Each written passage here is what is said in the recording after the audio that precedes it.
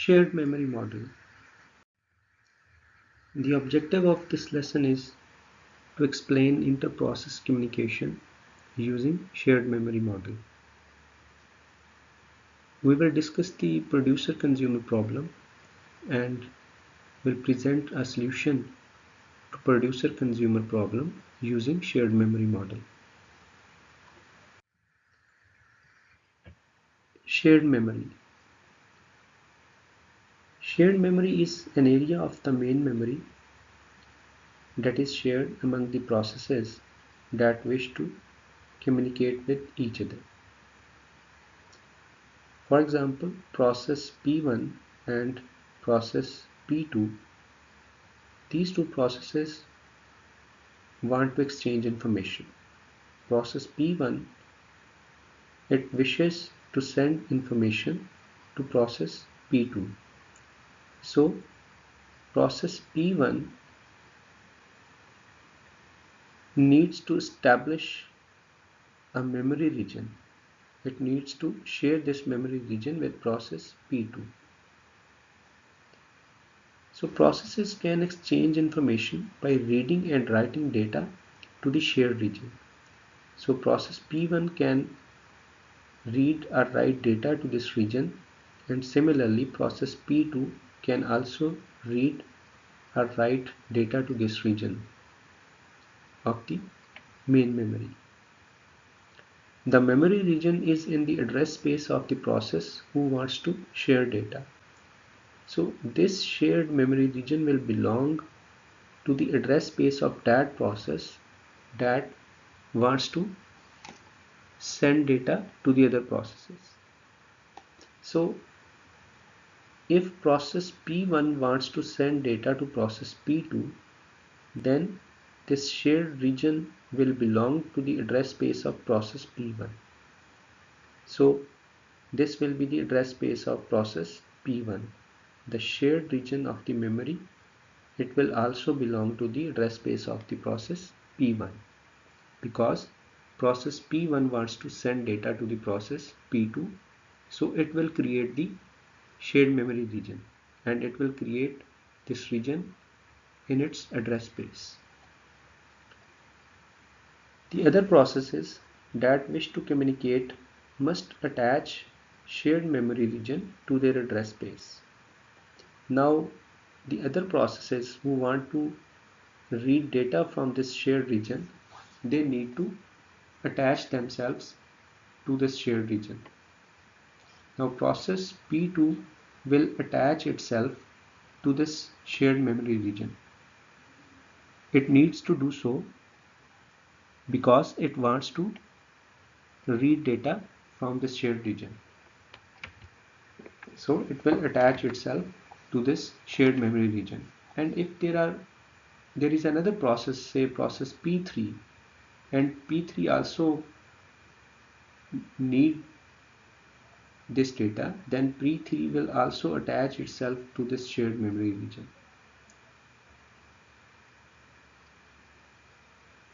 But as we know, in multi-programming environment, the address space of a process is protected.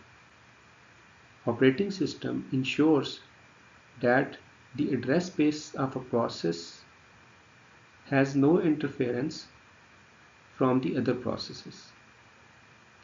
That is, a process cannot interfere in the address space of another process. For example, process P2 should not be able to read or write in the address space of process P1, and similarly process P1 should not do any interference in the address space of process P2. All the processes in multi-programming environment are protected from any kind of interference from the other processes. But in shared memory region, we see that process P2 can access this shared region which belongs to the address space of process P1. So how is it possible? It means, is there not present any kind of protection? No, protection is there. Here, process P1 itself has allowed the operating system to remove this protection, but only on the shared region. This means process P1 has allowed the operating system that it can remove the protection on this shared memory region. The rest of the address space of process P1 is still protected. Other processes like process P2 cannot interfere in the address space of the process P1 except this shared region of the address space. So the processes that wish to exchange information with each other, they allow the operating system to remove this restriction for that particular region of the memory that will be shared between the different processes. In shared memory model, communication is under the control of user processes, not under the control of operating system. It means that processes can directly exchange messages with each other. Operating system will not be involved for the exchange of messages. However, operating system will be involved when a process will create shared memory region. For example, when process P1 will create this shared memory region, it will issue a system call, and obviously system call will trap to the operating system code. So operating system will be invoked and operating system will create the shared memory region for process P1. And similarly, when process P2 will attach itself to this shared region, again process P2, it also needs to issue a system call that will trap to the operating system, and the respective operating system code will attach this process P2 to this shared region. Beyond this, operating system will not provide or facilitate message exchanges or information exchange between process P1 and P2. They will directly communicate with each other. They will not involve the operating system. So that's why we have said that communication is under the control of user processes, because user processes, they can directly read or write information within that shared region. They need not to involve the operating system to read or write information in that shared region. Shared memory model is faster than the message passing model. Why it is faster? It is faster because message passing is implemented using system calls. Whenever a process needs to exchange information, it will first transfer the information to the operating system via a system call, and then operating system will transfer this information to the other process again via a system call. So operating system is involved in message passing system, and that slows down the system performance because kernel intervention is required whenever there will be a message exchange. However, in shared memory scheme, system calls are not needed to exchange messages. Involved processes can directly read or write to the shared memory region as normal memory accesses.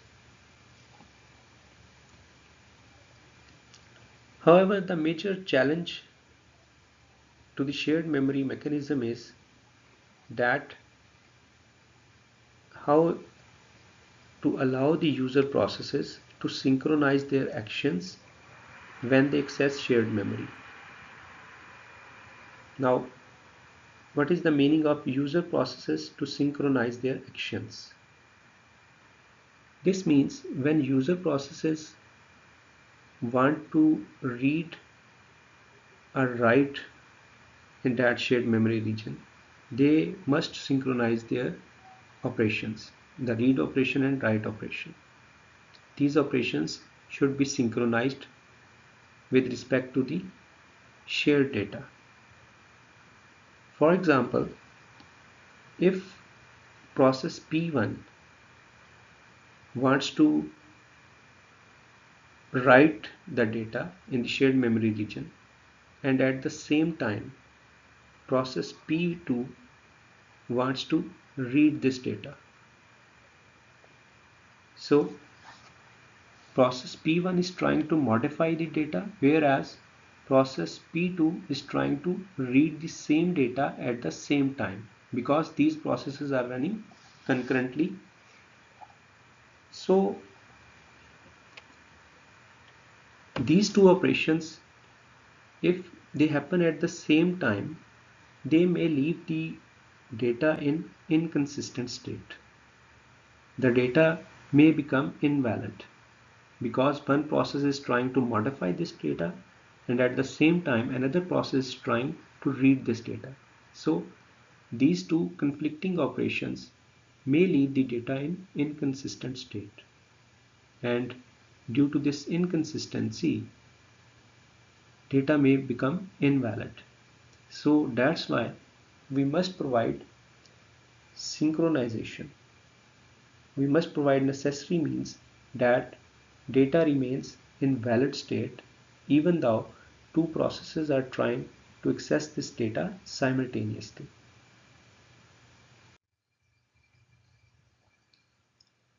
To explain the concept of cooperating processes, operating system has a classical problem known as producer-consumer problem.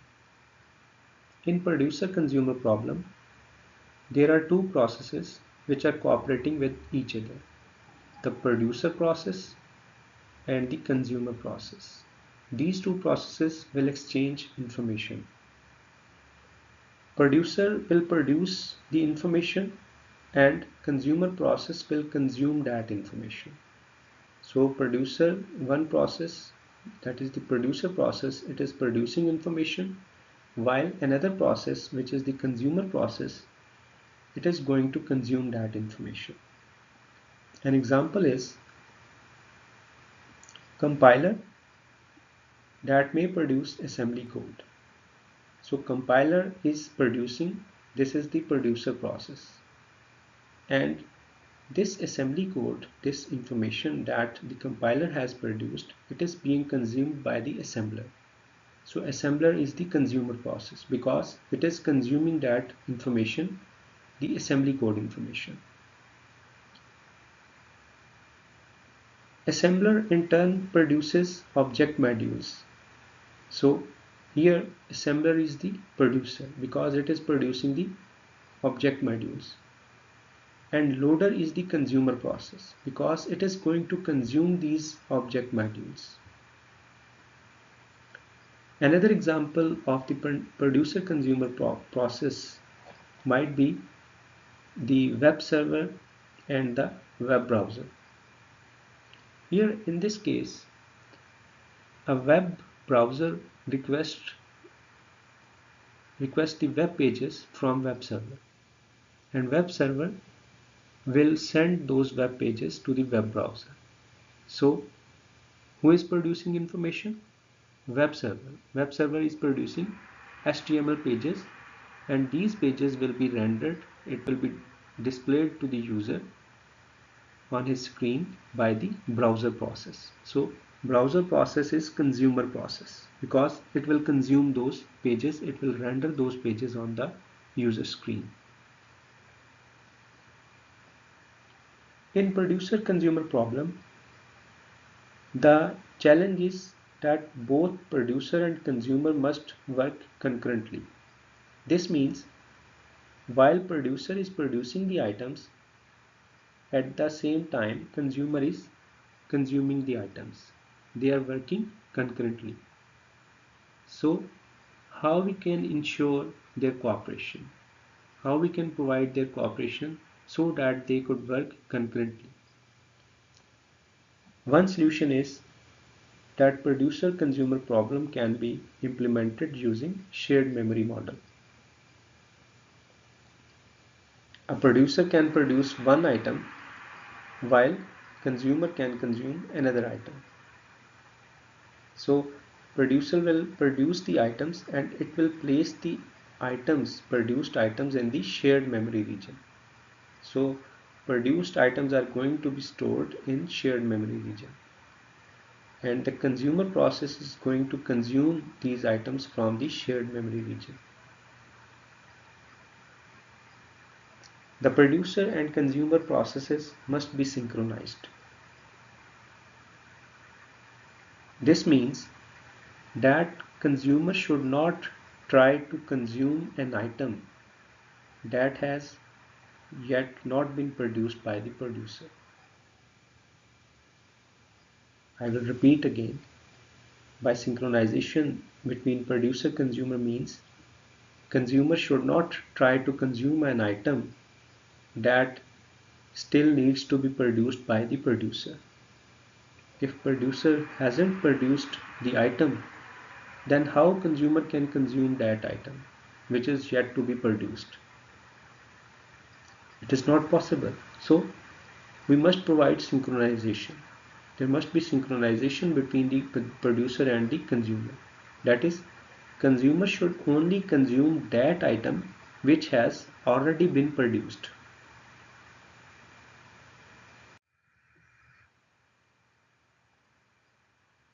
There are two versions of the producer-consumer problem. One has the unbounded buffer and the other version has bounded buffer. Now, buffer is the shared memory region. That another name for that shared memory region in producer-consumer problem is buffer.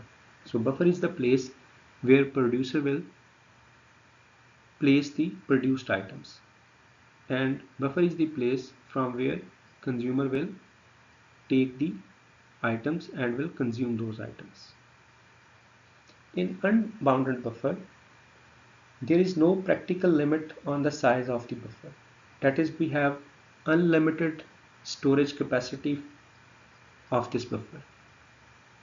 So this means producer never waits.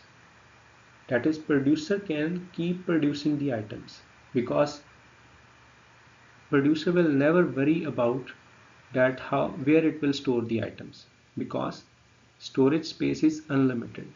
It will never run out of the storage space. So producer will keep producing the items, it will never wait. However, consumer must wait if there is no item to consume. This means if buffer is empty, producer has not produced any item, then consumer must wait because there are no items to consume. In the second variant, bounded buffer, it assumes that there is a fixed buffer size. Now buffer size is fixed. When buffer size is fixed, producer must wait if all the buffers are full. That is, if storage space is filled with the items, then producer cannot produce any more items because there is no space available to store these items. Hence, producer must wait. And likewise, consumer will wait when there are no items to consume. That is, if buffer is empty, then consumer must wait because it cannot take the item from the buffer. It is already empty.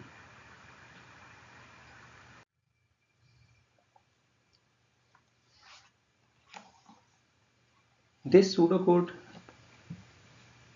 presents the shared data for bounded buffer for producer consumer problem using bounded buffer variant. Here we have a fixed size of buffer, and this buffer has been implemented using circular array, and there are 10 spaces available. or 10 items can be placed in this buffer from item 1 to item 10. So hash define buffer size 10. The size of this buffer is 10 elements. Then we have a structure of type item, and we have defined an array of 10 elements. There are two logical pointers, pointer in and pointer out. Pointer in is used by the producer, whereas pointer out will be used by the consumer. In pointer will keep track of the next available buffer location that is empty.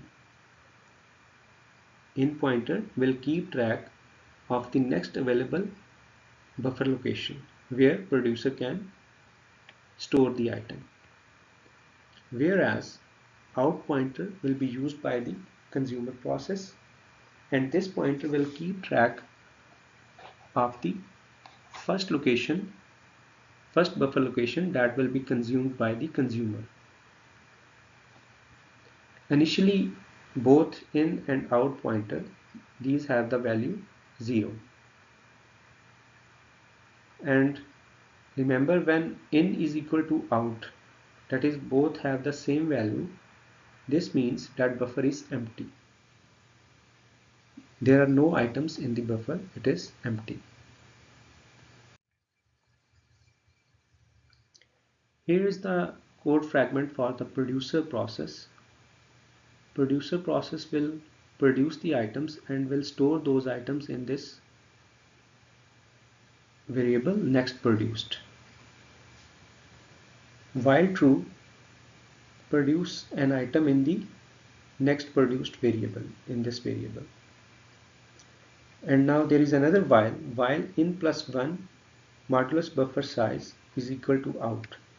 Now this condition indicates that if this expression is equal to out, then buffer is filled to its maximum capacity. And when buffer is filled to its maximum capacity, this means producer cannot produce an item. So when this condition is true, producer will not do anything. There is empty statement. Now this is empty statement. This means producer is not going to do anything. However, when this condition is false, this means there is some space available in the buffer. Producer can produce the items. So producer will produce the item and it will store it at the location pointed by the in pointer, because in points to the location where produced item will be stored. So produced item will be stored at this array location that is pointed by the in. And after this, in pointer will be incremented. We will increment the in pointer, and we have taken modulus with the buffer size because we have implemented the array in circular fashion. This is code for the consumer process. Consumer process will consume the item while true and while in is equal to out. Now this condition indicates whenever in is equal to out, that means buffer is empty, and when buffer is empty, consumer cannot consume any item, so it will not do anything. Now there is empty statement. So whenever this condition is true, an empty statement will get executed, and when this condition becomes false, then next consumed item will be the item pointed by the out pointer, because out points to the item that will be consumed by the consumer. And after this, when the item has been consumed, out pointer will be incremented. Now out pointer is incremented to point to the next available item that will be consumed next time. And again we have performed this operation because array has been implemented in circular fashion. So that's why we have performed this remainder operation, because array has been implemented in circular fashion.